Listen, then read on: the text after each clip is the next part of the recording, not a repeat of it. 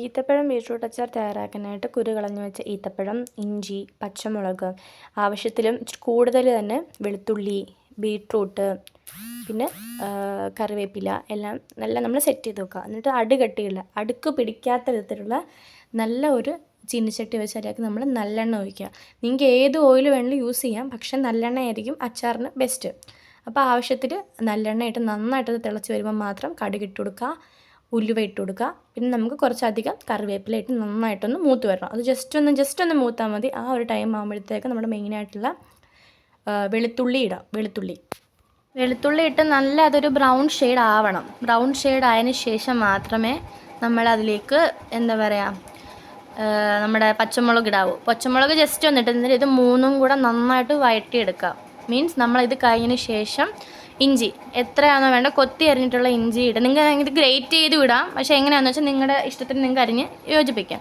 അത് നല്ലൊരു brown shade ആവണം. മീൻസ് ഒരുപാട് ബ്രൗണും ആവരുത്, ഒരുപാട് ഡ്രൈയും ആവാത്ത വിധത്തിൽ ചെറിയൊരു കൺസിസ്റ്റൻസിയിലാക്കി എടുത്ത് നിങ്ങളുടെ രീതി നിങ്ങൾക്ക് ചെയ്യാം.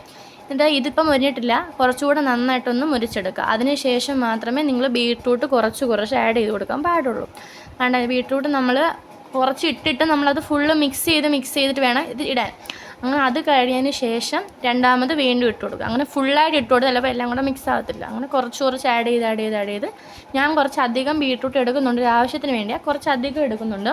നിങ്ങൾ എത്രയാണോ എടുക്കുന്നത് അതിനനുസരിച്ച് ആ സാധനങ്ങളും എല്ലാം എടുത്ത് നല്ല ഈ ഒരു ജസ്റ്റ് ഒന്ന് വാടി വന്ന് നല്ല മിക്സ് ചെയ്ത് നല്ല ഇത് വിട്ട് കിടക്കണം. ഒരിക്കലും ഇത് കട്ടി പിടിക്കാതെ നോക്കണം. കട്ടി പിടിച്ച അച്ചാർ ഇങ്ങനെ കട്ടിയായിട്ട് കിടക്കും. ബീട്രൂട്ട് കുറച്ച് കടിക്കാനും കിട്ടണം, ഒരുമാതിരി കട്ടിക്കും ആവരുത്. ഒരുപാട് വെന്തും പോകാത്ത വിധത്തിൽ അത് അച്ചാറിൽ കിടക്കുമ്പോൾ ഇതായിക്കോളും. അതിനുശേഷം നമ്മൾ മെയിനായിട്ടുള്ള മുളക് പൊടി, നിങ്ങൾ എത്രയാണോ ബീട്രൂട്ടും സംഭവങ്ങളും എടുക്കുന്നത് അതിനനുസരിച്ച് മുളക് പൊടി എടുക്കുക. നിങ്ങൾക്ക് എത്ര എരി വേണോ അതിനനുസരിച്ച് മുളക് പൊടി എടുക്കുക. കാരണം ഇതിന് മധുരം ഉണ്ടാവും, എരിയുണ്ട്, പുളി എല്ലാം വരുന്നുണ്ട്.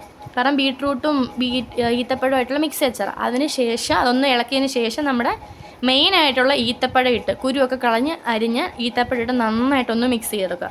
അതൊരു ഡ്രൈ ആയിട്ടിരിക്കും. നിങ്ങൾക്ക് ഇങ്ങനെ വേണമെങ്കിൽ ഇതിലേക്ക് കായപ്പൊടിയും ഉലുവാപ്പൊടിയും എല്ലാം ഇട്ട് മിക്സ് ചെയ്ത് പിന്നെ അവസാനം നമ്മൾ വാങ്ങി വെക്കാറാകുമ്പോഴത്തേക്ക് കുറച്ച് വിനാഗിരി ഒഴിച്ചിട്ട് നിങ്ങൾക്ക് ഇങ്ങനെ തന്നെ യൂസ് ചെയ്യാം. എന്നിട്ട് ഇത് ചൂടാറുമ്പോഴത്തേക്ക് ബോട്ടിൽ നമുക്ക് സ്റ്റോർ ചെയ്ത് വെക്കാം. പക്ഷേ ഇതിലേക്ക് കുറച്ച് വെള്ളം കൂടി ഇടുമ്പോഴത്തേക്ക് ആ നീര് കൂടെ ഇറങ്ങുമ്പോഴത്തേക്ക് കുറച്ച് വെള്ളം ആഡ് ചെയ്യണം. അങ്ങനെ ഉലുവാപ്പൊടിയും കായപ്പൊടിയും ഒക്കെ നിങ്ങളുടെ ആവശ്യത്തിന് കുറച്ച് മാത്രം ആഡ് ചെയ്തൊന്ന് മിക്സ് ചെയ്തെടുത്തതിന് ശേഷം ഞാൻ കുറേ അധികം എടുത്തിട്ടുള്ളത് കൊണ്ട് ആവശ്യത്തിൽ വിനാഗിരി ഒഴിച്ച് നന്നായിട്ട് അടുപ്പ് ഫ്ലെയിം കുറച്ച് വെച്ചിട്ട് നന്നായിട്ട് മിക്സ് ചെയ്തെടുക്കുന്നുണ്ട്.